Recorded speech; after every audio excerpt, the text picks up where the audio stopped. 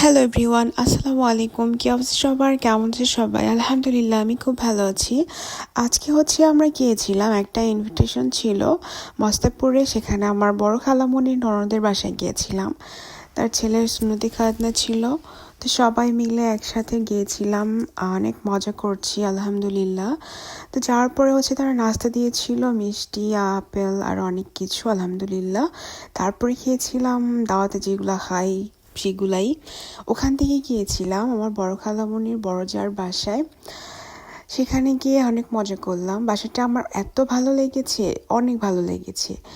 কাঠের দোতলা মানে কাঠের আর কি, ছাদটা কাঠ দিয়ে দোতলা, উপরে আবার থাকার মতো জায়গা আছে, উপরে আবার ছাদ। আমার কাছে অনেক বেশি ভালো লেগেছে। এরকম কোয়ালিটির ঘর আমাদের ফরিদপুরে এরকম আমি দেখিনি। এখানে যে আমার ওইটা খুব ভালো লেগেছে। ওখান থেকে মাদারীপুর গিয়েছিলাম। মাদারীপুরে যাওয়ার পরে আম্মুর কিছু স্মৃতি। আম্মু ছিল ওখানে অনেক বছর, আম্মুরা ছিল, আমি ছোটবেলায় ছিলাম। আম্মুর অনেক আত্মীয় স্বজন, আম্মুর ফ্রেন্ড সার্কেল, ভাই বোন, আরও অনেক মানুষ, সবার সাথে দেখা হয়েছে। খুব ভালো লাগছে। সবার সাথে আমার পরিচয় করে দিয়েছিল, কারণ আমি যখন ছোট ছিলাম তখনই সবাইকে দেখেছিলাম। এখন অনেক বড় হয়ে গিয়েছি, সবাই আমাকে অনেক আদর করছে, অনেক ভালোবাসছে। তো আলহামদুলিল্লাহ, আমার কাছে এই ট্যুরটা খুব ভালো লেগেছিল।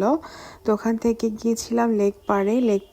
মেলা হচ্ছিল 16 ডিসেম্বর উপলক্ষে। সি ফুড ছিল, ক্রাফ, অক্টোপাস, আরও অনেক ধরনের ছিল। তো আমি খেয়েছিলাম কাঁকড়াটা, আমার কাছে খুব ভালো লাগে। কাঁকড়া খেয়েছিলাম, মোমোস খেয়েছিলাম, খুব ভালো লেগেছিল। সবাই মিলে অনেক এনজয় করলাম।